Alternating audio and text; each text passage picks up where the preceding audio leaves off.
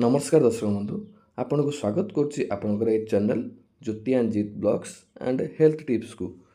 आज विषय हूँ काढ़ा उपरे। काढ़ा को काढ़ा ना ये जो काढ़ा मु बनवाई जाऊँगी कि बनईबी ये काढ़ा सबू रोग पर काम करिवो। मेन हूँ पेन क्लियर काढ़ा। ये काढ़ार नाम मुझे पेन क्लियर काढ़ा। देहर प्रत्येक दर्ज आंठु गंठी बथा आउ मध्य ज्वर मुंड बिंधा उल्टी बांती आउ विभिन्न देहर जी प्रोब्लेम सब थाए ये प्रोब्लेम सॉल्यूशन करिवो ए काढ़ा। ए काढ़ा कौन कौन को सामग्री रे बनवाक पड़ो सेटा मुझे आपको देखई देछि। आदर लागिवो सिंगड़ाड़ पत्र, सिंगड़ाड़ बा गंगशिउली पत्र, तुलसी पत्र, डालचीनी, जुआणी, गोलमरीच, लवंग, जायफल, तेजपत्र आउ आपण माने भी यूज करि परिबे गिलोय आउ इसु गिलोय भी आपण यूज करि परिबे। जीरा भी जदि हो टिके पकई परिबे, पानमधुरी भी पकई परिबे। एटा होची आयुर्वेदिक काढ़ा। ए काढ़ा जदि आपण डेली बेसिस रे रेगुलर लाइफ रे यूज करूचंती ताहले आपणकर शरीर सुस्थ रहिबा सहित आपणकर जेकोसी पेन होथिबो बरं ज्वर होथिले भी से भल करिवार सक्षम रखिछि ए काढ़ा। तेबे आउ आपन तो जानिथिबे डेली बेसिस रे समस्ते काढ़ा बदल रे चाहा पिउचंती। चाहा चाहा तांको लाइफ रे गोटे सदस्य भाव रे से जोड़ी रहिछि। चाहा आपन जदि ए चाहा बदल रे जदि काढ़ा करी पिउचंती सकाळ संध्या ताले आपन शरीर को बहुत बेनिफिट दबो।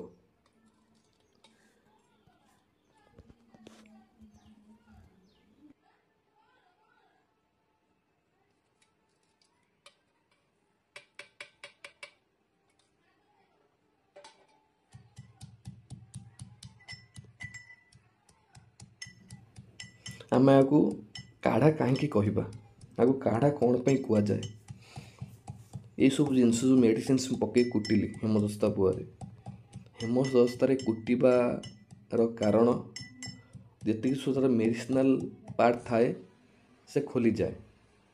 ता भीतर पानी गोटे ग्लास देकरी तो भल कर गोल गोटे बाउल को गोटे जगह काढ़ीदेवे। काढ़ी सारा सफिसीयंट पानी देवे।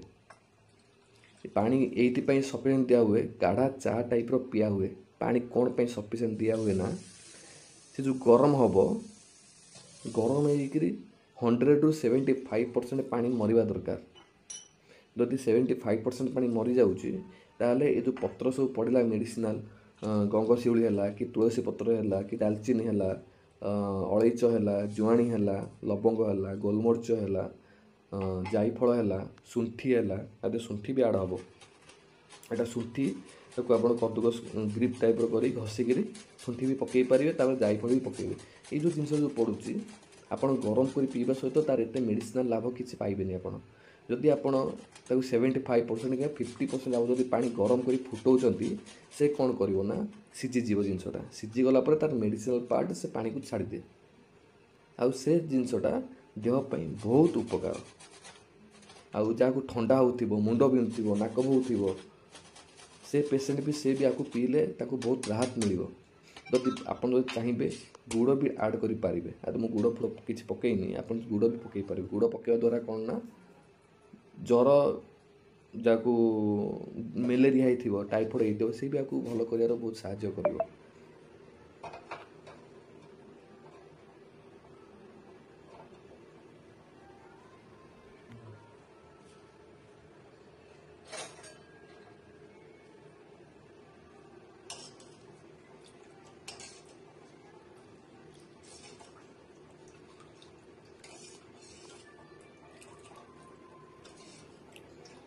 यही काढ़ा यही काढ़ा आपणकर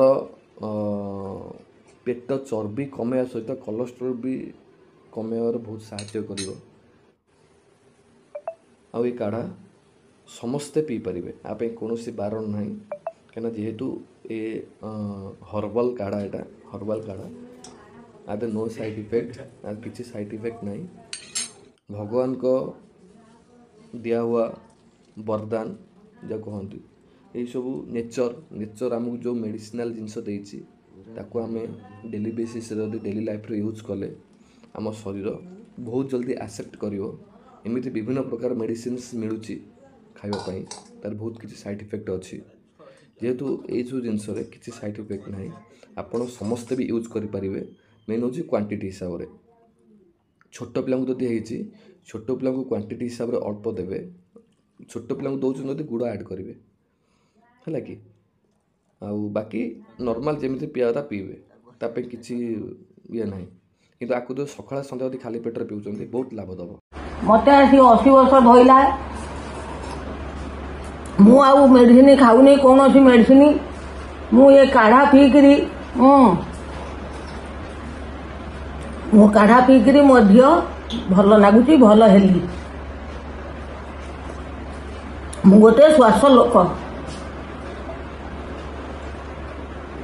ये काढ़ा को पुओ बनईकरी मते दबारू मु उपयुक्त हेली।